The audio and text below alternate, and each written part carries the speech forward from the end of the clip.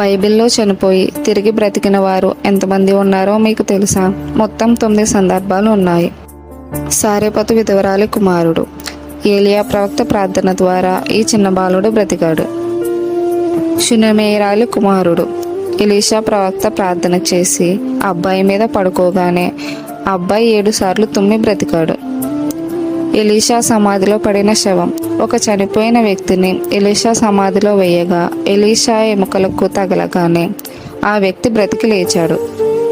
నాయీను విధవరాలి కుమారుడు. పాడ మీద తీసుకెళ్తున్న శవాన్ని యేసుప్రభువు ఆపి ఆ యవనస్తుని బ్రతికించాడు. యాయీరు కుమార్తె. 12 ఏళ్ల చిన్న పాప చనిపోతే యేసు ఆమె చేయి పట్టుకుని తలి తాకుమి అని లేపారు. లాజరు. చనిపోయి సమాధిలో 4 రోజులు ఉన్న లాజరును యేసు పిలవగానే బ్రతికి బయటకు వచ్చాడు. దోర్కా. పేతురు ప్రార్థన చేయగా ఈ కుట్టు పని చేసే ఆమె తిరిగి బ్రతికింది. యూతుకు. పౌలు ప్రసంగం వింటూ కిటికీలో నుండి పడి చనిపోయిన యవనస్తుణ్ణి పౌలు కౌగిలించుకుని బ్రతికించాడు.